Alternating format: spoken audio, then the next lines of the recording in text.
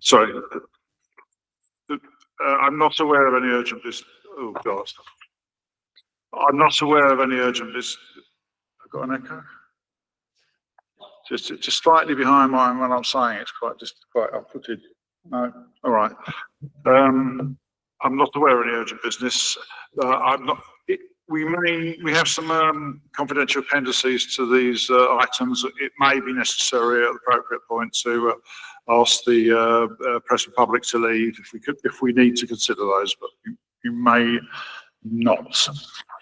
Okay, so with no deputations and petitions, can we look at the unrestricted minutes of the Cabinet Procurement and Insourcing Committee held on the 7th of April? I won't go through them, but if anyone's got any corrections, please let me know. No, can we then agree those? Thank you. The review of CPIC terms of references, I think we're going to pick up next time. Yes. Thank you. And right, so that brings us to item 8, which is the AHI Commission of Clinical Sexual Services. So who is going to introduce this report? Amy?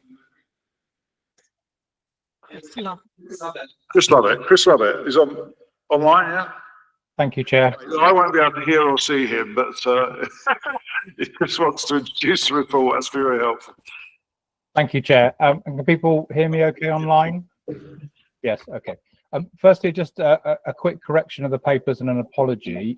So in paragraph 5.1, I had put the wrong year. So it should read commencing the 1st of August 2025, but that was a drafting error, my fault. Apologies for not picking it up. So essentially what this paper is looking to do is update on the previous decision that CPIC kindly took on the 4th of October. That previous decision was to move to direct award via process C from August 2025 for the clinical sexual health services provided by the Homerton and commissioned by Hackney Council on behalf of the City of London and Hackney Council. Now, since the decision was taken on the 4th of October, we have been doing detailed work with the Homerton in order to look at what the services would need to be recommissioned. And also we were awaiting 2 very important pieces of information that were outside of our control, which have been delayed. So the first one was a service specification about which sexual health services to be provided. We were initially told that was going to be available at the end of 2024. And at the moment, we have been told it will be available at the end of April, this April, so 2025, today. I have checked and we still don't have that yet. So that is a key dependency, is because we're commissioning not just on behalf of City and Hackney residents, but services from the Homerton for everywhere in England, so anybody can access the services. It's really important that we do have a service specification that has been signed off by all of the London local authorities so that we're commissioning on those behalf. So we don't yet have that service specification, and I'm very much hoping that it will come in the next few weeks, but it is a really significant dependency. And then the second reason why we haven't been able to proceed with the decision on the 4th of October is because the Homerton have done detailed financial modelling of the costs of providing the services and have identified a very significant deficit in terms of the money that they receive from us, but also from the other London authorities that residents use the service, and the cost of running the service. So we very much feel at the moment that if we proceeded with the original decision on the 4th of October, we wouldn't have a service specification and we would have a service that essentially would not be affordable to be provided by the Commissioner. To help with the ability issue, there is going to be a process called an open book, which is going to happen across a number of different sexual health providers, where they submit the costs of providing their services, the staffing costs, the pathology costs, the treatment costs, the estate costs, and that would enable us to benchmark our local provider against all the other providers in London who do this, and it will help both us and the local provider determine whether there are more efficient ways of delivering the service and, if necessarily, change the service specification. So the decision we're asking for at this meeting is essentially to give us slightly longer, so to extend the contract with the Homerton initially until the 31st of March of next year, and potentially longer than that, depending whether we do get the service specification and the open book exercise delivered. And then there is also a service that the Homerton provide, which is in addition to the core contract, which is the in-reach and outreach nurse. And that was originally awarded as a contract variation, and that we're also seeking to extend that until the 31st of March 2026 as well. So the recommendations, if you're with us, are to extend the contract to enable that service redesign work to take place, the service specification to be published, and extend the contract for the section reproductive health in-reach and outreach nurse. I'm very happy to answer any questions. Thank you very much. Are there any questions or comments from members of the committee? Councillor Kennedy? Thank you, Chris. Yeah, we wondered how well it was performing at the moment against the KPIs, the contract. And given what you've just said about not having had the reports that you were expecting by the time you were expecting, you gave us a very helpful timeline on page 47, where it looked like in an ideal world, we'd be ready and mobilised for a new contract starting on the 1st of April next year. But are we right to assume that probably we're going to need this extra year that we're building in to this, because it looks like everything is going to slip? I'm ever hopeful, but you're right to temper my hopefulness with a dose of realism. I think that without the service specification, we can't proceed. It's not impossible that it will be delivered very soon. Clearly, they've missed one deadline. The latest one was by the end of April, and this is obviously the end of April. So I think once we have that service specification, it does give us the ability to see how much change might be needed, you know, in the specification. But I think we also, it's not to underestimate the financial viability of the service at the moment. There is quite a distance for the Homerton to travel to get a service that is able to be delivered within the financial envelope that we provide them. Now, we do pay them currently on tariff, and that is an area that is being reviewed by the London Sexual Health Programme, but we are proposing to move to a block contract for the interim period to enable them to do the service redesign work, and then almost certainly we'll be moving back onto the tariff again. We obviously will be coming back to CPIC in order to, if we are able to move towards the contract award either the end of March for the new service to commence 1st of April or a year later. So there will be a further opportunity to scrutinise whether my optimism was well placed or not. In terms of the KPIs, the service is meeting the KPIs that we have. There has been quite a significant change since the contract was let, and it continues year on year about more services being moved online.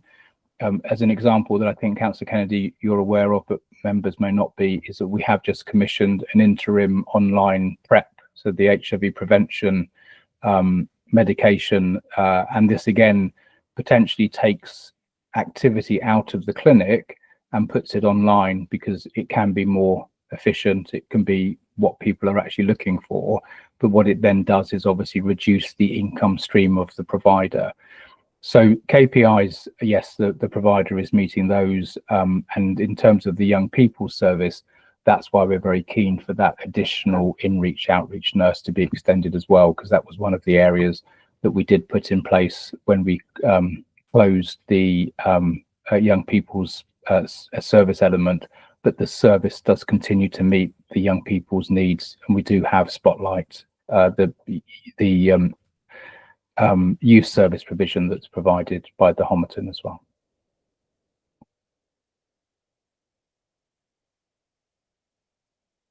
Councillor Young. Thank you for having a section at 5.19 on lessons learned.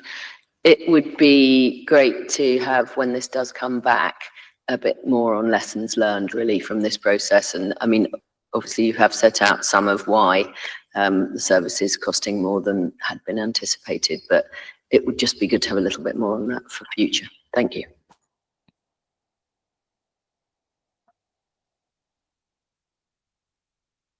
Yeah, I think that's for noting, is it? Chris, do you want to comment on that? So I think the lessons learned are very much about, I think the way the NHS is funded is it's not always strictly obvious what services cost, because very often there is a core contract for a range of services.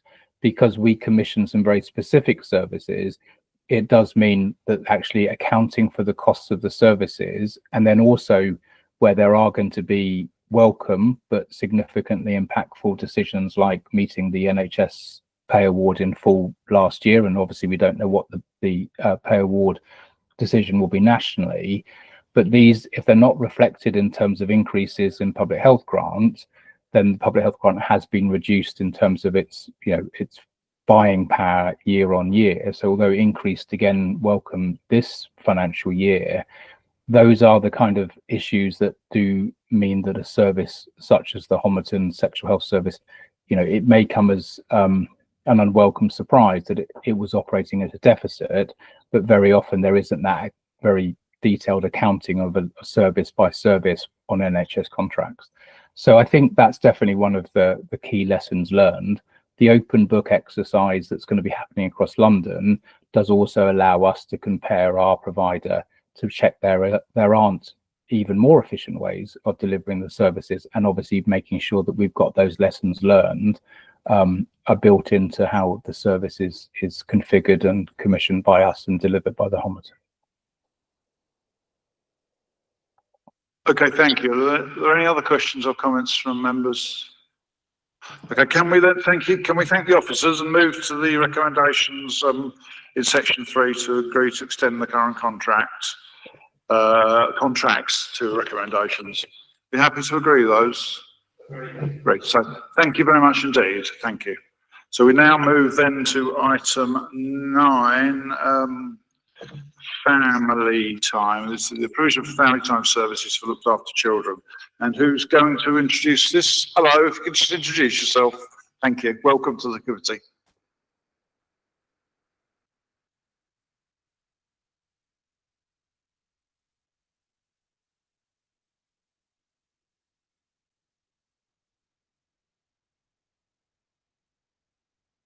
Sorry.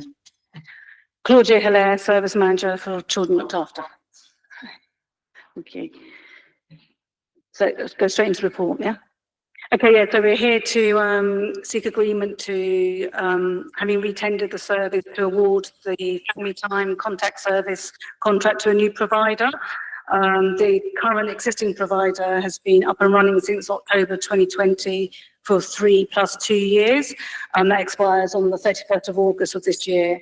So we're sort of on target, on track to be hopefully set up for the new provider being in place from the 1st of September. It's not been without complications over the last couple of years, because in October 23, we were notified that the current provider has actually been in administration.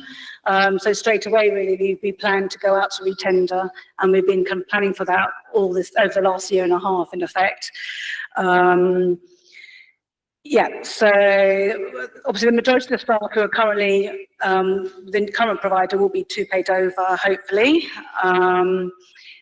In the Appendix 1, I've set out the sort of comparisons we did with regards to insourcing and exsourcing.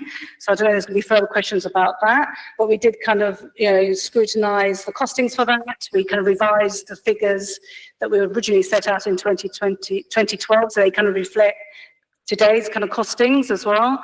And it is something that I was particularly very aware of, and my head of service wanted us to look at the options of insourcing at the time, particularly when you think about staff losing their jobs and young Hackney and all the kind of reviews of, staffing across the council, where that gave an opportunity. But I think particularly with the provider currently being administration, there was that sense of urgency that we had to progress doing something. But it's definitely something we will look at during the course of this contract, especially now that we have a commissioning team in children's that maybe can lead on that, because I kind of really need some sort of expertise in terms of consulting with existing staff who might be available. But I suppose it's also important to note that children in care in Hackney aren't living in Hackney, that they're sort of, you know, at a distance. A lot of our children are living in sort of northeast London, in further away, and a lot of time, I suppose, for children having quality contact time with their parents is spent travelling. And the current provider who we're looking to award this contract to already has the contracts in Barking, Dagenham and Redbridge, so we already use spot purchase a couple of their venues already for children to have contact when it's not safe for them to attend the Ferncliff Centre in Hackney Downs. And actually we want to reduce how much time, especially babies, we've got a lot of, you know, babies in care proceedings. It's really important that we reduce the travel time for newborn children, and even for children after school, not to be kind of transporting to and from Hackney when they're living out of borough already. And just managing that safely, that it doesn't always feel safe to be coming back to Hackney, making sure that contact is as good quality as possible. So this provider that we're going to award to has far more greater choice of venues. And I'm currently spending above the contract award price at the moment, just commissioning private contact venues and really paying for staff time to travel to and from, which really hopefully would be a cost saving with this current provider. And then in terms of sustainability, I think this the new provider as well was graded as good on their social value benefits by the employer engagement team.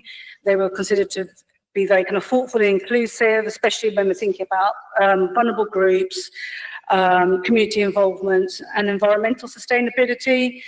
Again, looking to reduce the amount of time children spend travelling, having carpooling opportunities for staff as well as being kind of committed to recycling targets.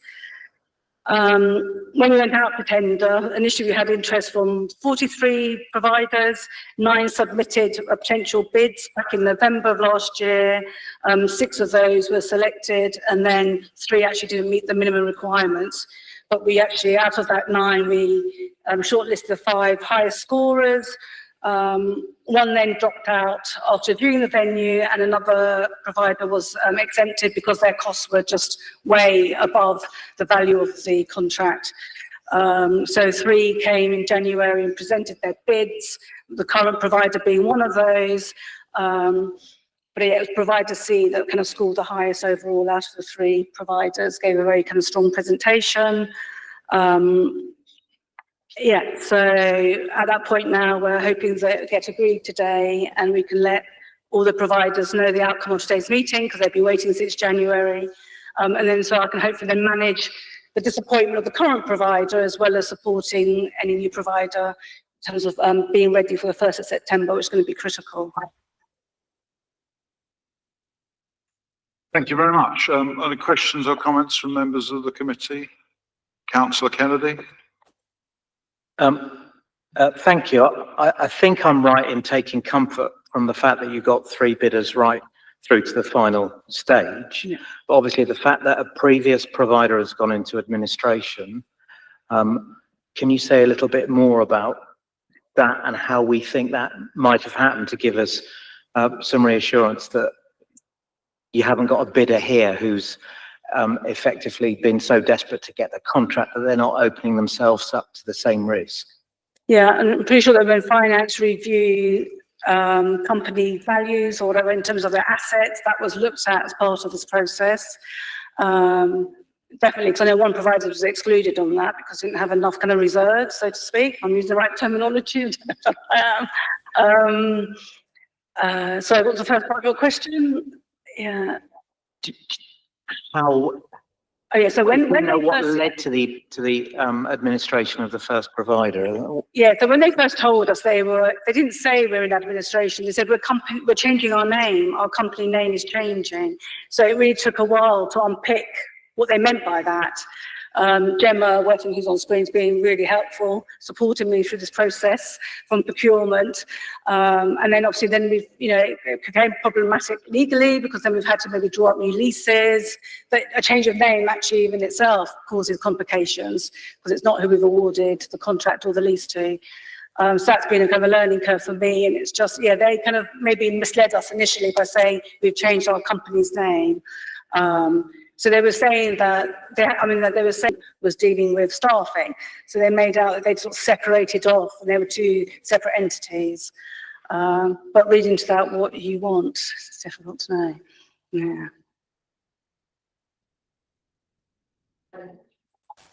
Sorry. Councillor Young.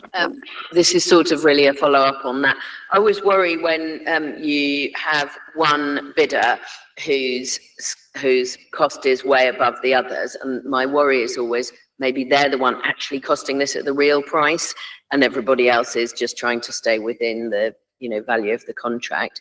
Do we carry out a kind of affordability assessment of the value of the contract to say so that we satisfy ourselves that we genuinely think that it can be provided within this price, and that we can get the quality, obviously, the quality of service, particularly for these children, is absolutely of the utmost importance, so that we can get the quality of the service within the envelope that we are, is reasonable for us, and that it's not the case that that one who bid way above everyone else is actually giving us the real price.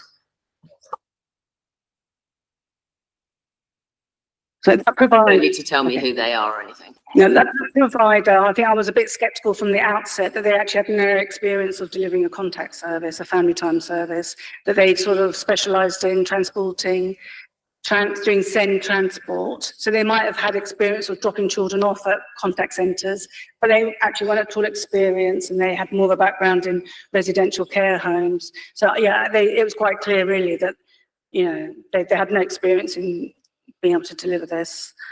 And I suppose, in terms of how we quality assure that affordability, I think I've got confidence knowing that the new provider has contracts with other local authorities in East London is a good sort of recommendation.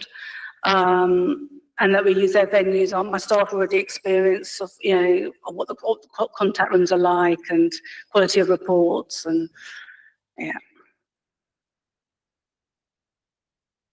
Are you okay with the answer? Any other questions or comments from members? Okay, if I could just ask, because obviously the committee is very focused on possibilities around insourcing, and I could see the reasons on cost here. It's just exploring that a bit more detail. So how for instance, just an example, the previous contractor did go into administration, and there must have been considerable cost and disruption around those. On one level, we assess the outsourcing decision on a sort of very basic financial situation, but then if you consider potential risks, like contractors going into administration and additional costs and disruption that causes, that to what extent do we figure that into the consideration about how we might organise the service? It didn't cause any disruption to the service because it was just a change of name. So in terms of young people, families attending the phone cliff, they weren't aware of any disruption to service delivery. And at that time, I did reach out to a couple of other providers who had previously put bids in to find out if it got to a point where staff were told they didn't have jobs anymore, that they would have been flexible in their current service to sort of assist us with that. So, made parallel planning in case it did come to be kind of disruptive. Thank you. One of the things we were looking at as well on this topic is trying to unpick the sessional workers and whether it would have been possible to consider a hybrid version where some staff are, for instance, employed and some sessional staff are outsourced. I don't know. Just a thought that occurred to us when looking at the report. It's something we'll definitely look at in this next contract, next sort of 3 years. Someone needs to lead on doing that, you know, in terms of how it be managed, overseen, consulting with staff. But yeah, it's definitely something with the new commissioning team. We'd want to be looking at that in preparation well in advance for next time round. The last question from me is just, we're transferring between contractors here, just about, towards what arrangements have we got involved in the 2P arrangements, for instance, to ensure that there's a smooth transfer of services between the two contractors? And are there any particular risks there you'd like to highlight or otherwise?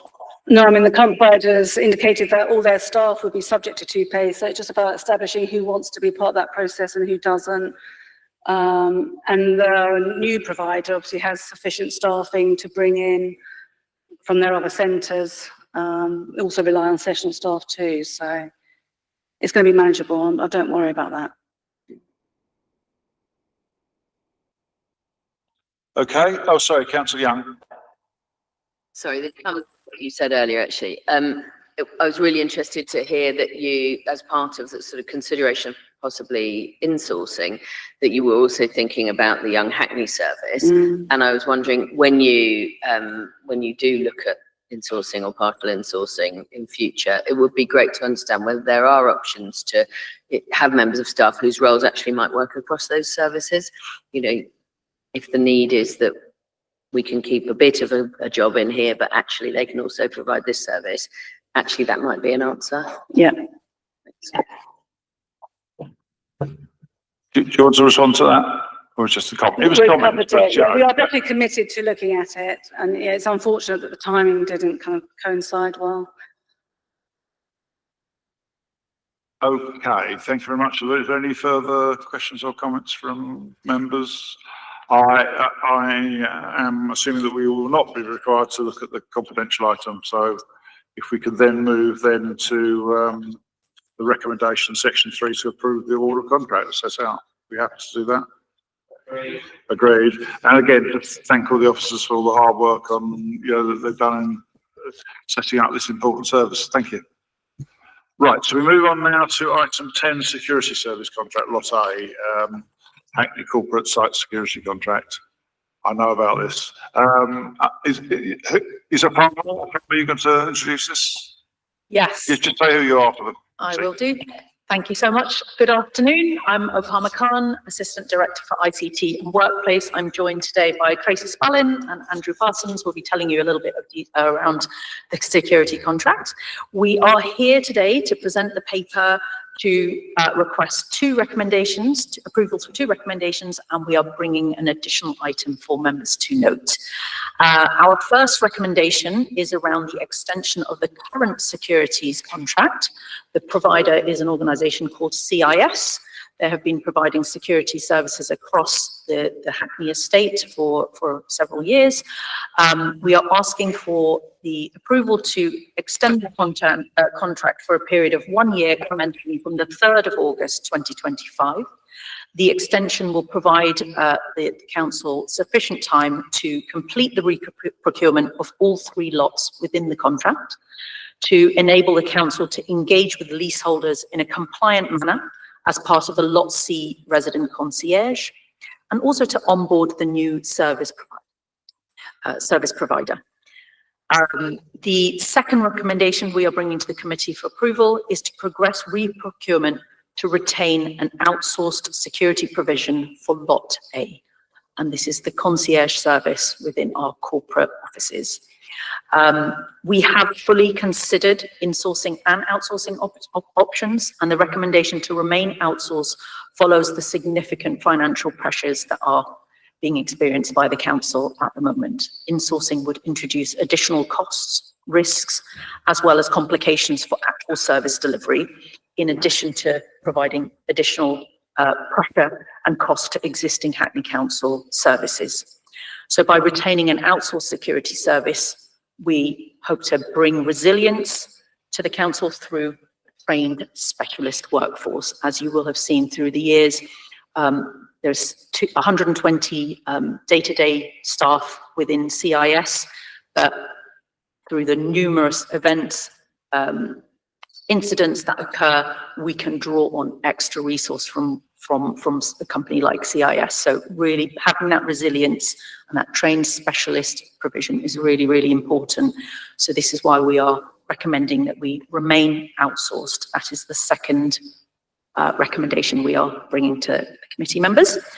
The third item is just is for members to note that we have introduced the provision of a meet and greet role that will be delivered by Hackney members of staff.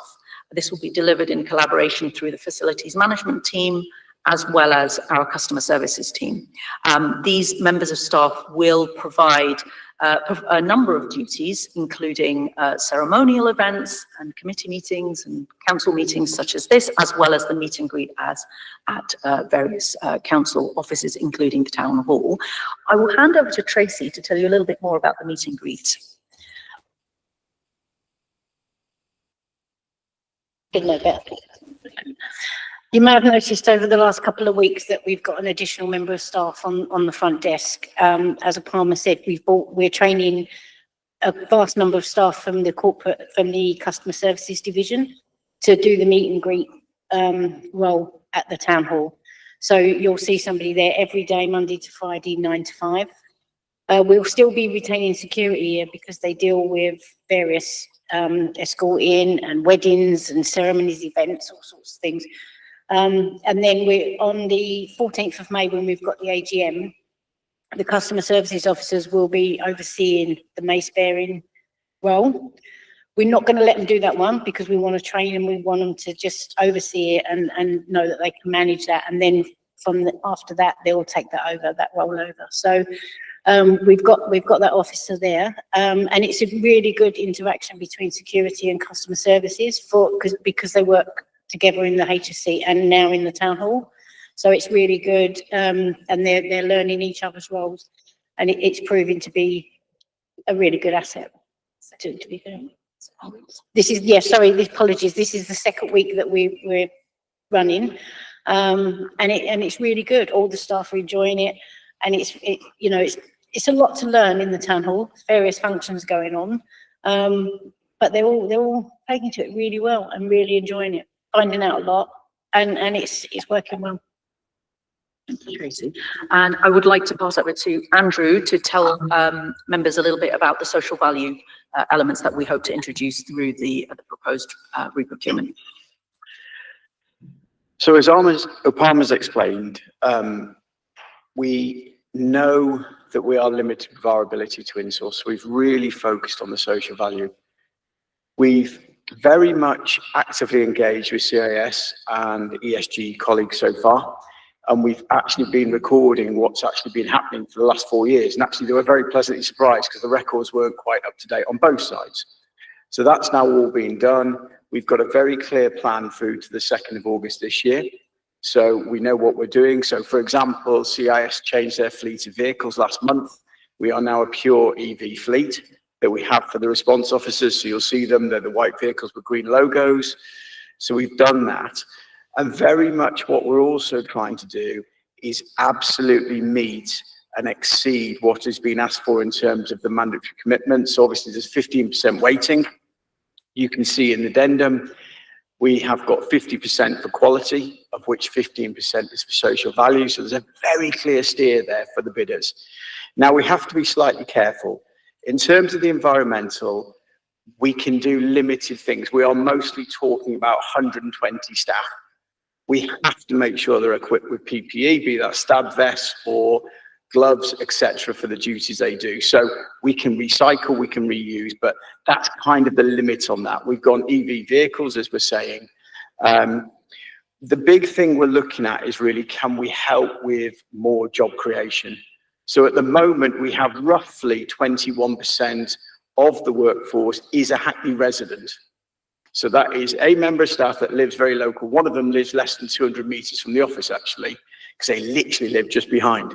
And that's very much one of the things with Hackney Works, the employment team. So there'd been a slight drop in that, in the communication between both sides. We picked up on that, obviously, because we've asked for a 1-year extension, and very much this has been embedded into the new contract. And that's really where we're coming from, is that We're not trying to say we will do in the new ITT, which we will. We're trying to demonstrate we're doing it today as well. And also slightly, there's a bit of lessons learned. So for example, only last week, we'd spoken to Hackney Works.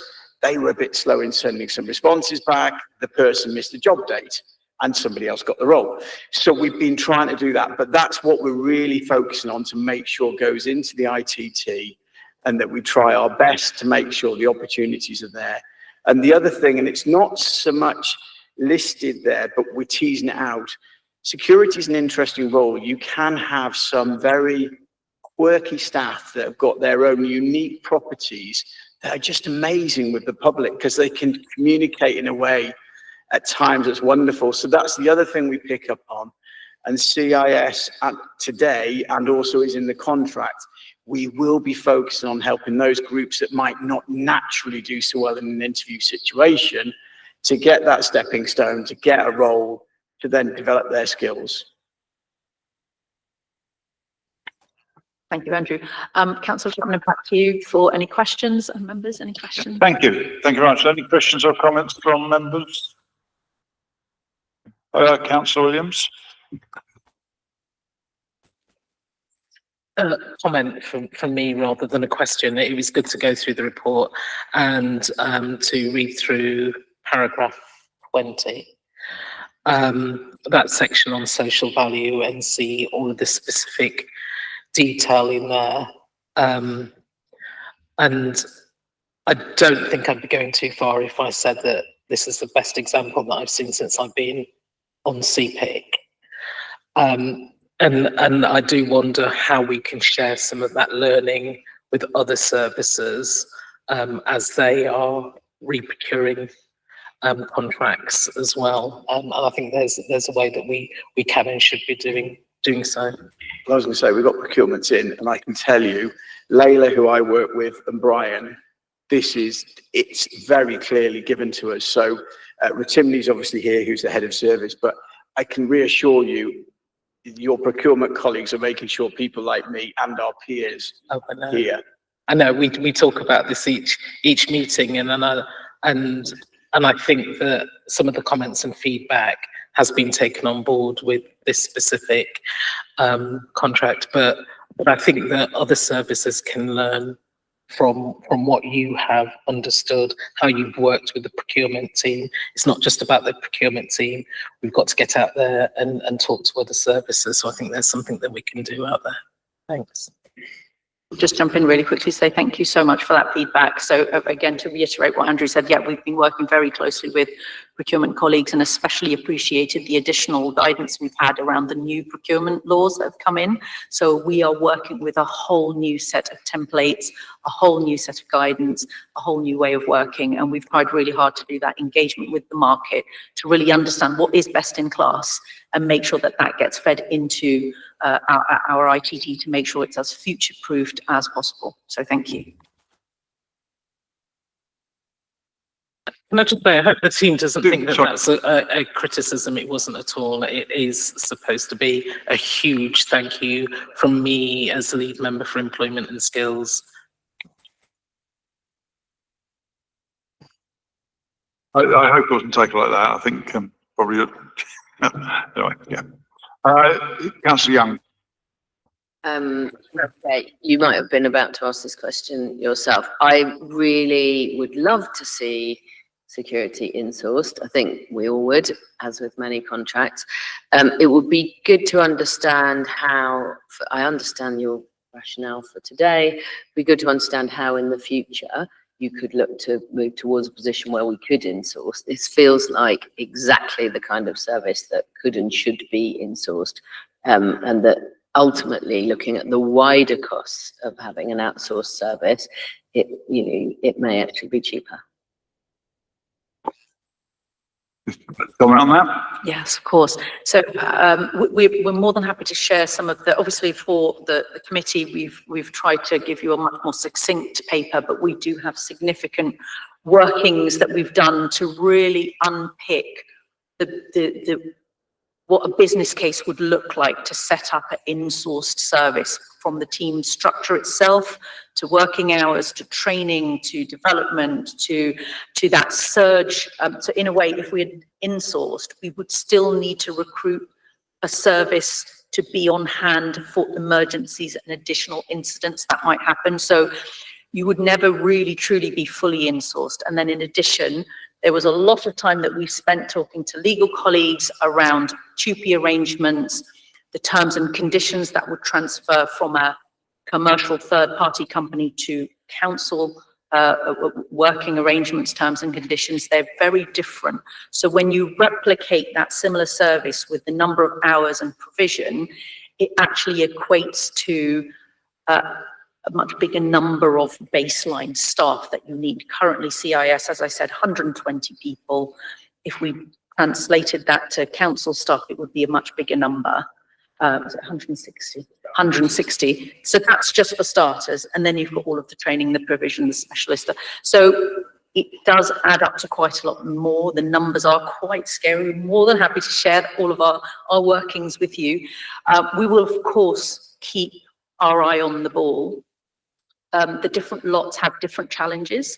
For the Lot C resident concierge, we have already identified a huge amount of savings that could be provided. However, because residents, tenant, leaseholders are involved, there's such a long engagement period that it wasn't possible this time, but it is absolutely possible. And that's what we've agreed with our housing colleagues, is that we will continue to work with them to do that resident engagement piece so that the next time we're here in the next iteration of this contract, we will be able to bring something a lot more future-proofed, a lot more rigorous, and a lot more with an eye to the ball of saving money for our residents. So yes, absolutely, we take your comments on board, and this isn't a done deal. We can always revisit this in the next iteration. So thank you so much for your comments. Thank you, that's helpful. Yeah, I no particular questions, but just on the social value, I echo comments from Councillor Williams. And I noticed in your introduction, you had a lot of data there about what had been provided and things. I'm just wondering, because it's not specifically referred to in the report, whether when you do tender, we're going to have a set of KPIs that we could see. So yeah, we see how you measured it and what the successes and failures are. Absolutely. Again, we've been working with our procurement colleagues to make sure, Brian, that we have a really rigorous set of KPIs. Again, in the type of contract that it is, the SLAs, the KPIs are really, really important. And then actually holding the contract provider to account in terms of the deliverables, whether it's the number of apprenticeships, the number of placements, etc. We really want to make sure that we are reaping the benefits of the social value. So we will absolutely build that in. Okay. Are there any other questions or comments? Can we move then to the recommendations? Chair, do you just want to make reference to the supplementary paper? That brings a slight change to the recommendation. Have I got the supplementary paper here? So at the moment, I haven't got the supplementary paper here. All right. So basically, at the moment, the paper talks about lot A, B, C. So there's a combination. There's a change to that, in the sense that A and B are now being combined as one lot, and C remain as lot 2. So if you can just make that slight tweak to the recommendation.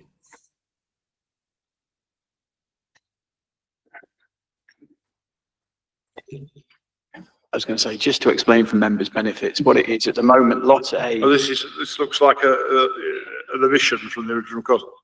Are we saying it's an omission from the paper?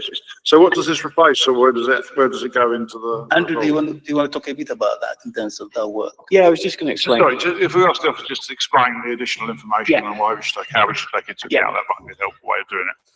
So, for everyone's benefit, Lot A is literally the corporate estate. That's the security of the building you're in, HSC and others. Lot B is vacant sites. So these may be commercial properties or buildings you are presently empty at this moment in time. And Lot C is residential. In discussion with Ratimni and colleagues, what was agreed was it would be wiser to merge the two commercial arms, which is commercial property, the corporate estate and commercial property, into one lot, and then keep separate lot C, as we called it previously, the residential.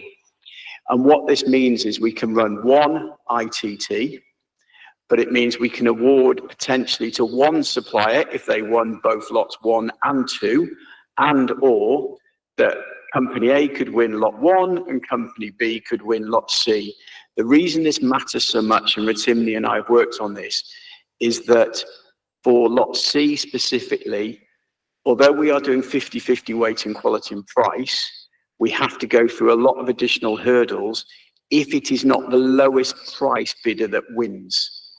Because obviously it's a residential service and it's directly paid for by the residents. So this was just because of the way, as Opama mentioned, because we've had some delays with the frameworks with the original tenders, that we're now looking to just rationalise, because it's cheaper in terms of Layla and Brian's costs and ours, to just rationalise. And that's what we're referring to, Councillor.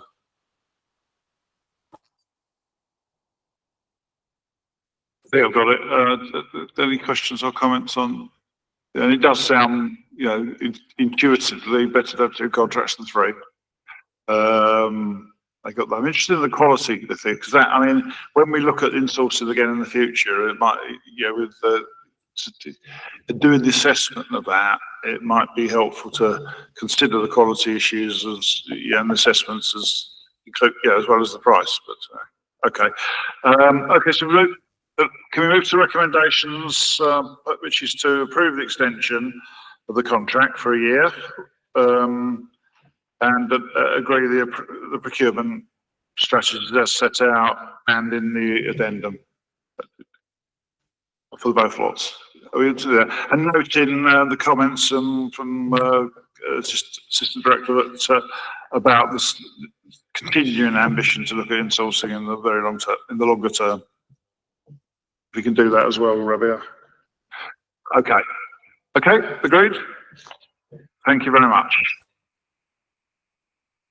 If we can move then to item 10, the Stoke Newington Library external remedial works. Thank you very much. So who's going to introduce the report? If you could just, someone online. Hello, yeah, can you hear me? Can't hear them. So that's the last one. Can you hear me? Kate, yeah. Katie. Kate Tompkins, I think it is it? Yes, hello, yeah, thank you. I can't hear you at all. I don't know if anybody else in the room can.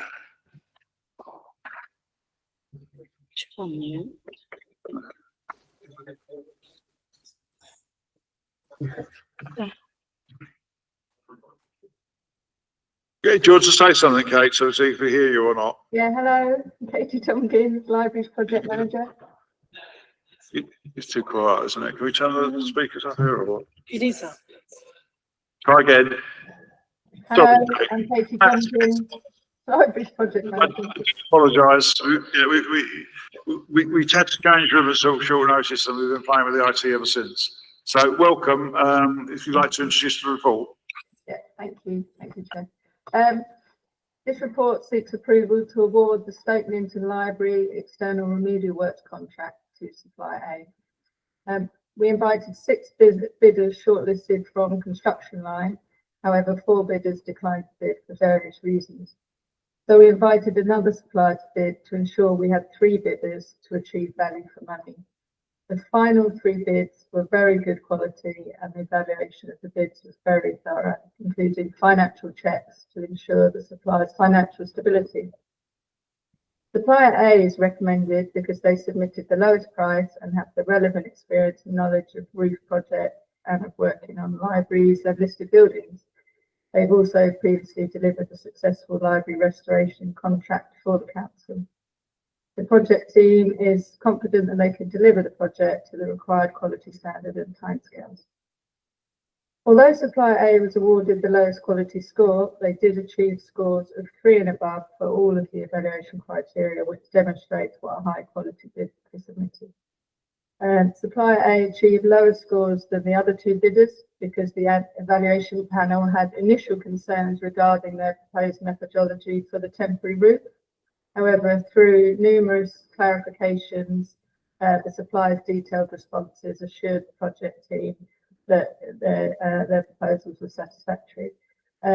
We sought references from previous clients, which were excellent, and the supplier provided evidence that their proposed methodology for the temporary roof has been used successfully on a number of other projects.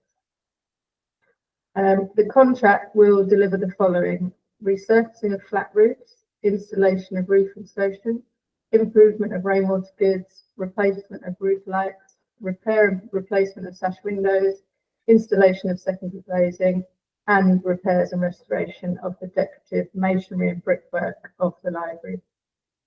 Work is expected to commence in June and take approximately 12 months. This contract will ensure that the Grade 2 listed library structure is stabilised and the historic facade restored. The thermal efficiency of the library will also be improved, which should reduce the cost of heating and cooling the building and reduce carbon emissions. In terms of social value, Supplier A is committed to deliver the following benefits: increased spending with local businesses and small and medium enterprises, creation of employment and training opportunities for local residents and students, including apprenticeships, engagement with local communities through educational initiatives such as school workshops, work experience and site visits, restoration of the fabric of the listed library, which in itself will preserve the library building for future potential use as a community hub. The Supplier A has made commitments to recruit local individuals, provide apprenticeships, use local consultants, and support schools with career-related activities. They've also promised to deliver on community engagement. They're going to actively engage with local communities through volunteering and fundraising. Unfortunately, due to the nature of the remedial work, we're kind of limited on creative and innovative ways to create positive impacts on the local and wider community. But we will be meeting with the contractor's social value coordinator as soon as they're appointed to see what else we could, potentially get them to deliver in terms of social value. Having worked in parks myself, I think there's a lot of things that could be done in Abney or Clissold. There's a lot of voluntary work that can be done, and a lot of reaching out to local shops and businesses along Church Street. So we'll certainly be doing our best to get as much social benefit as we can out of the contractor. The KPIs will be agreed as soon as they are appointed and included in the contract document. The KPIs will be monitored by me and the project team via monthly reports from the contractor's social value coordinator.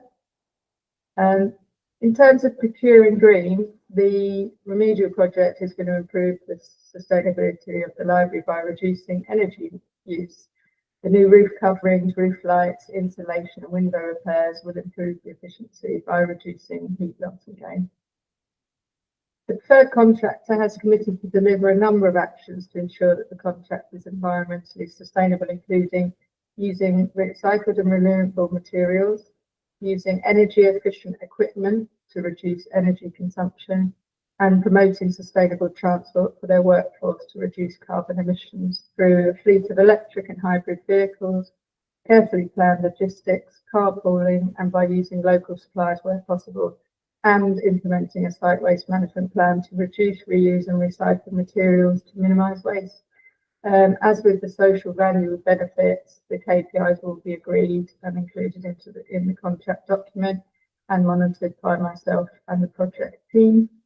In terms of procuring for a better society, the Supplier A is committed to deliver on local recruitment, offering training and employment opportunities to individuals from the Stoke Newington area, aiming to recruit at least one local community member for the project's duration, and sourcing goods and services from local suppliers.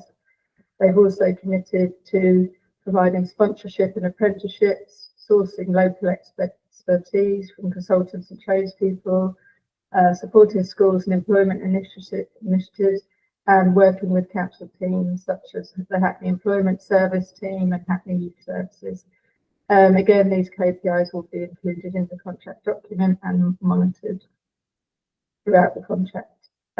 Finally, in terms of procuring fair delivery, the contractor has committed to delivering the following actions around compliance and diversity.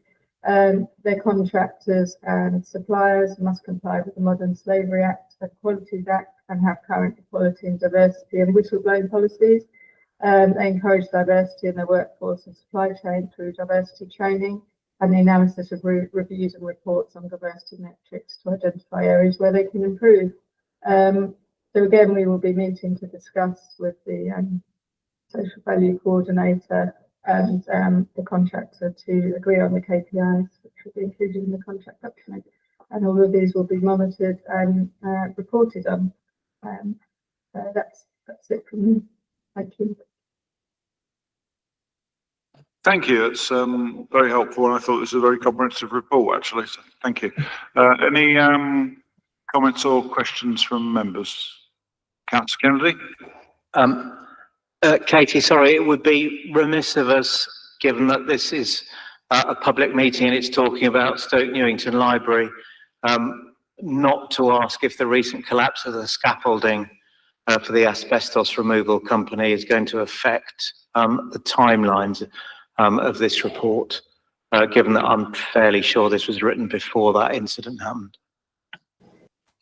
So the collapse of the scaffolding, that scaffolding isn't anything to do with the asbestos removal company. No, oh, sorry. No, definitely not. I've appointed the asbestos removal company as part of the external remedial works contract.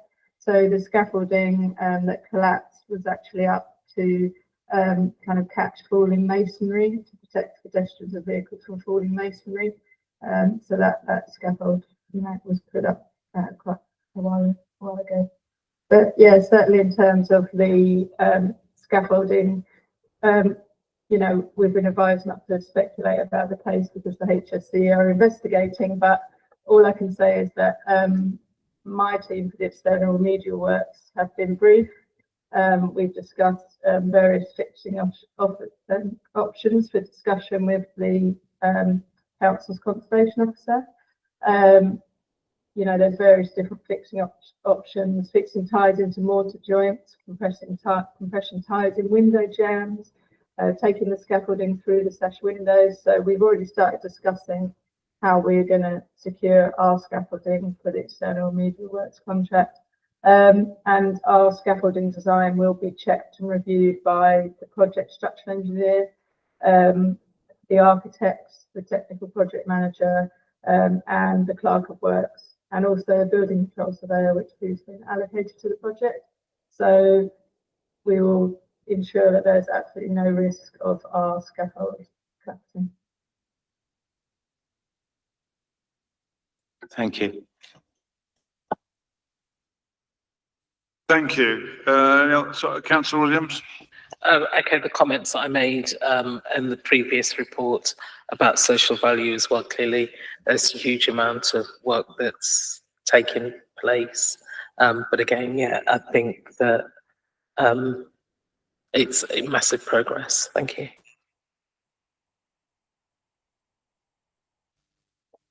Yeah, Councillor Young.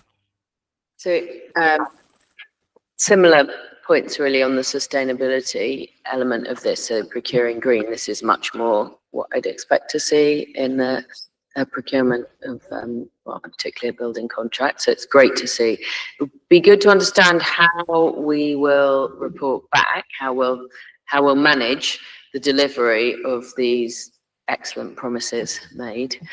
And also, so I've got two questions, that and then right back up to the top of the report, the list of the work that is included in this contract. I was interested that it doesn't say that we will be putting solar panels on, will we not? If we're up there on the roof, why are we not putting solar panels on? And if we're doing work to improve energy efficiency, are we also looking at the heating system and changing the heating system while we're in there So particularly with the roof, if you're on the roof, it's much cheaper to put solar panels on while you're up there. I'm afraid I don't know why we're not putting solar panels on. I think there have been previous discussions, and I think there was a reason why we couldn't put them up there. So that's not part of this project. But I can speak to the energy team and certainly find out for you why we're not having solar panels. And as for the reporting, I will get monthly reports, and I can include those updates in the monthly highlight report, which I take to the project board. So I can do that. Is what you're doing, would what you're doing now preclude the future fitting of solar panels? No. It's useful, so, okay, the thought. No, it could be planned. I'll speak to the energy team about it. I can come back to it. Okay, right. Any other questions or comments? No? Okay. Can we, the only point I had was, thank you very much for a very comprehensive set of sustainable procurement and social value recommendations. The only point I'd add is it'd be useful to see the key KPIs that you adopt so you can measure and confirm that those we get the outcomes that we expect. Yeah. Yeah, it's not really criticism. It's just a bit less helpful. Okay. So I'm looking at members here. If we can move to the recommendations, which is to appoint the supplier, as it says there. I'm going to ask perhaps if we could have a note at some point on the questions that Councillor Young asked about solar panels and heating. Just, I mean, we're not saying we should delay the contract because of it, but we're just saying if you could let us know if there's possibilities or because we've had numbers of grants, haven't we, for public buildings and which we've applied to other places.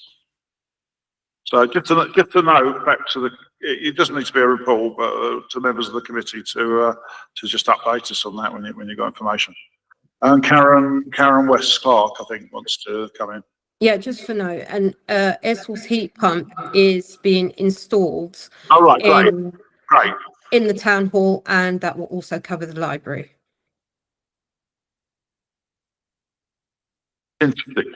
It's great. Thank you. That's part of the answer, isn't it? So it's solar panels. But, yeah. Sorry. I confirm agreement to the recommendations. Yes. Yeah.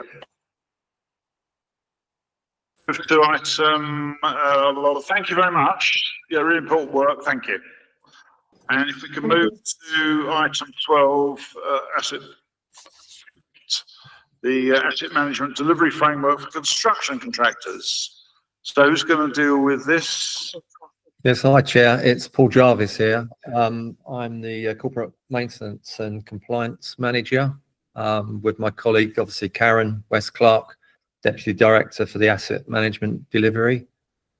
So yeah, what we're putting forward is the procurement of a framework for construction contractors. The backdrop to this, over a number of years, we've done condition surveys of Hackney properties.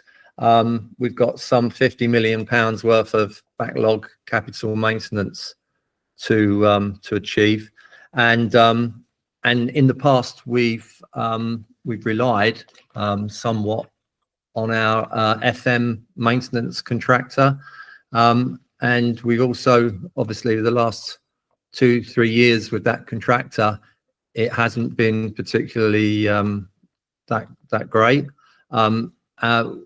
We can go to other frameworks, but we find other frameworks offer more national contractors, so it doesn't really look at SMEs, local talent, etc. So that restricts us.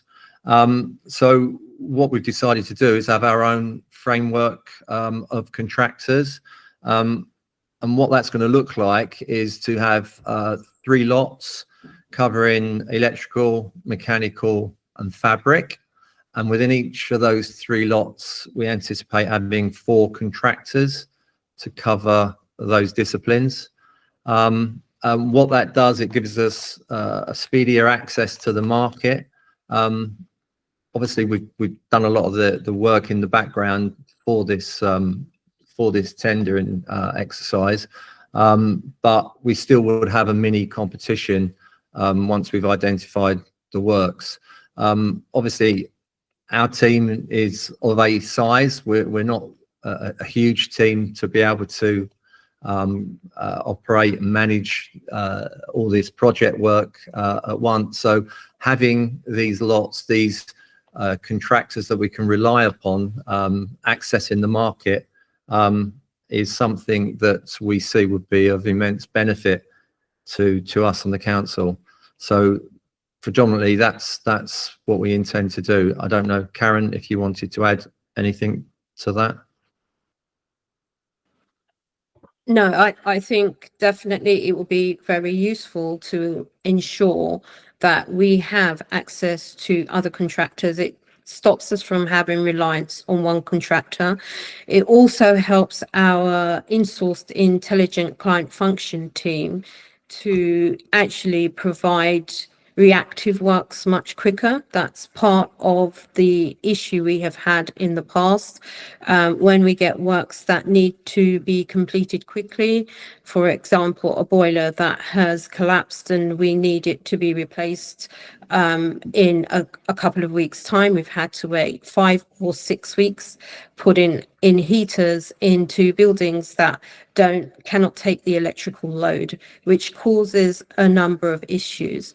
This gives us speedy access to other contractors that can provide those works while our in-house team manages that process and makes sure the work is done to a technically correct and proficient in a technically correct and proficient way.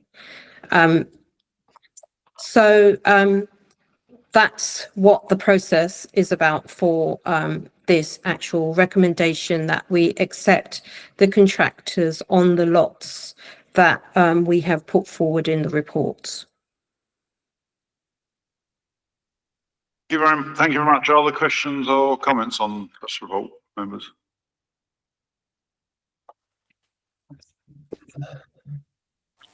If not, I had, Councillor Kennedy?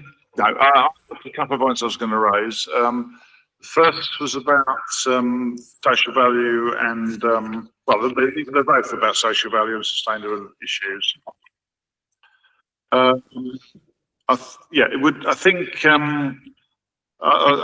the report sets out a reasonable set of assumptions, requests and things, but it wasn't clear to me reading it how we would measure and make sure that those are all delivered. The first thing to say, and connected with it, there was slight contradiction in the report, we thought, in that you can't partly answer the first question I raised. We were saying, I think in an early section of the report, that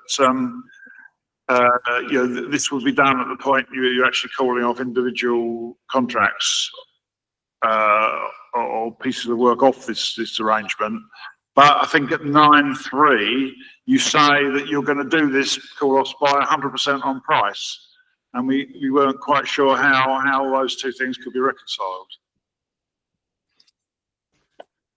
So, sorry, let's get back to here.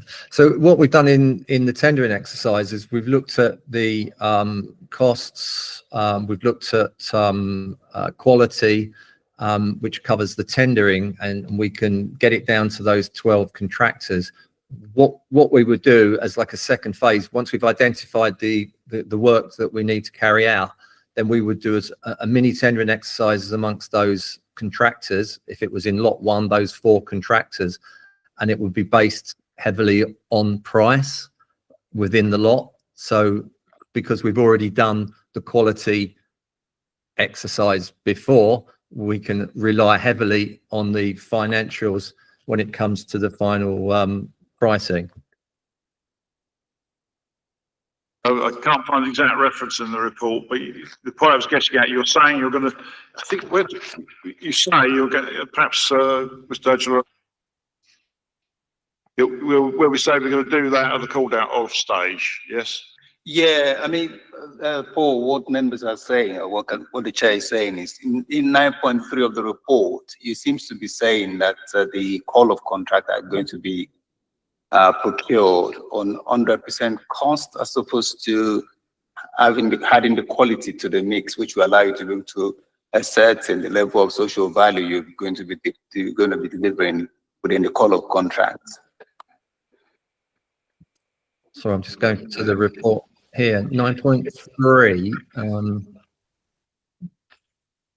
Don't have a 9. You basically, when I asked the question, you basically repeated it to me, you know, that it was going to be based on price. So when we'd indicated that at this stage is where you're going to do the social value assessment. So how can it be 100% price then? So in 9.3, I think the penultimate paragraph there says mini competition and direct call of procedures under the framework will be utilized on 100% cost.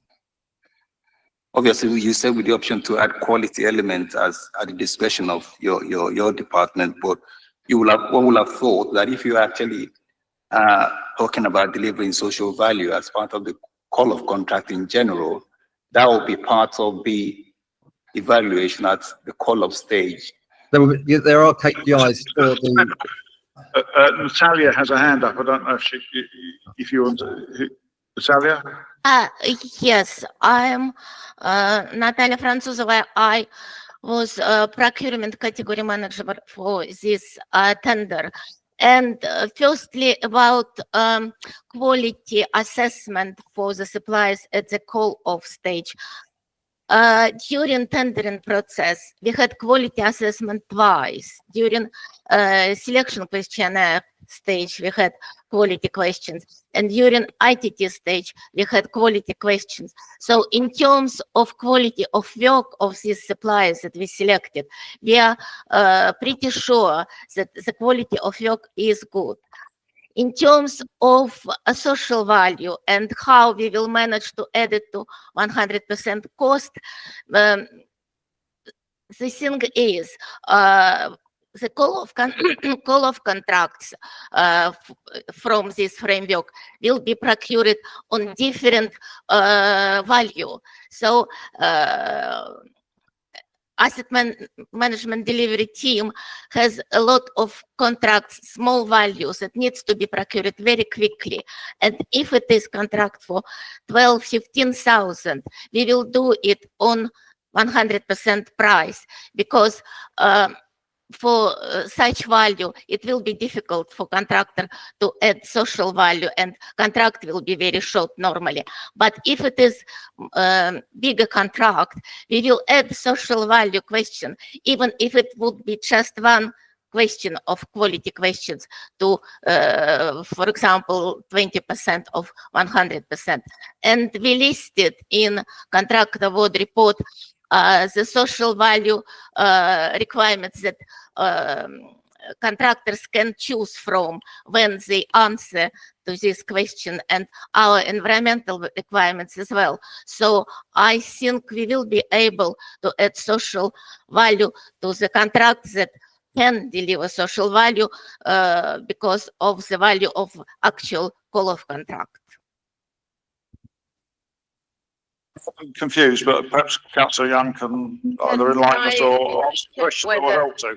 Can I check whether I've understood? Is it the case that at this first stage of getting people onto the list, which I can't remember what it's called technically, but onto the initial list, the framework, sorry, yes.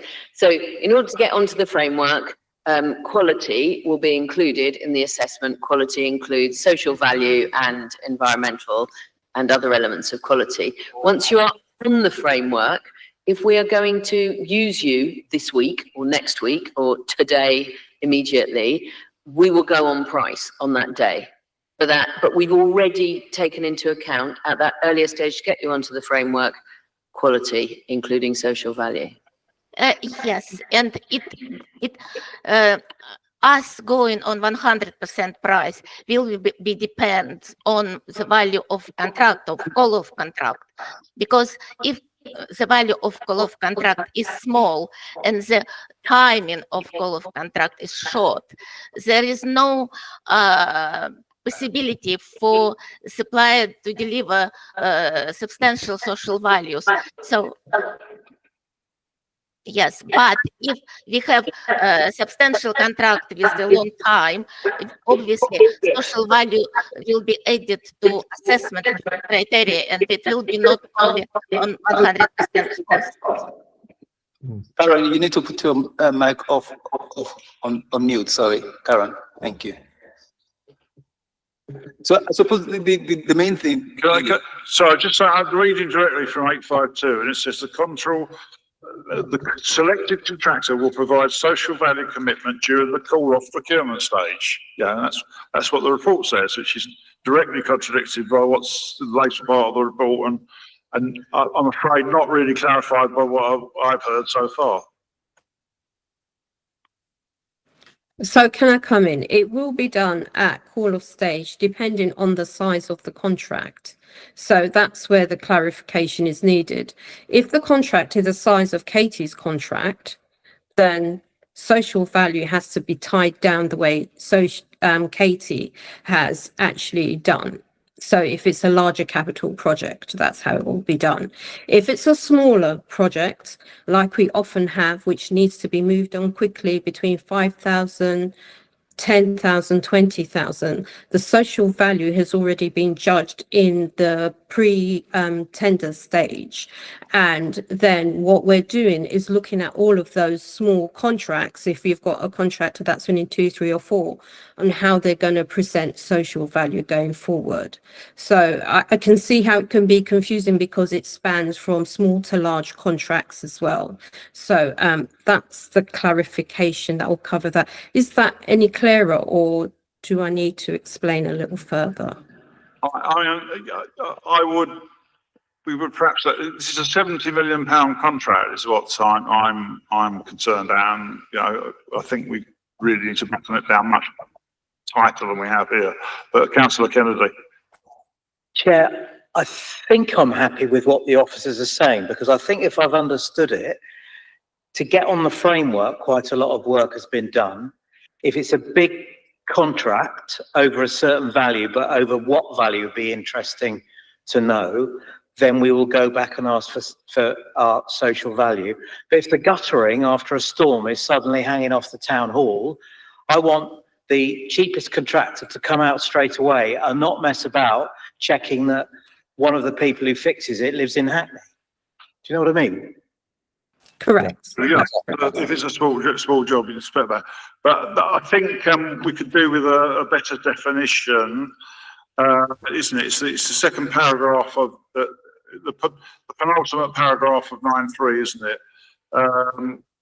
Will be utilised on 100% cost with the option to add quality element at the discretion of the AMD, or whatever the AMD is. But what is the AMD? Director.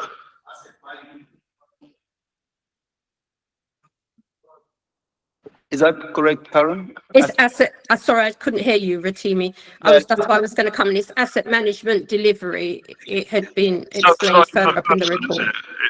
It's not actually delegated to anyone. I think this needs to be tighter.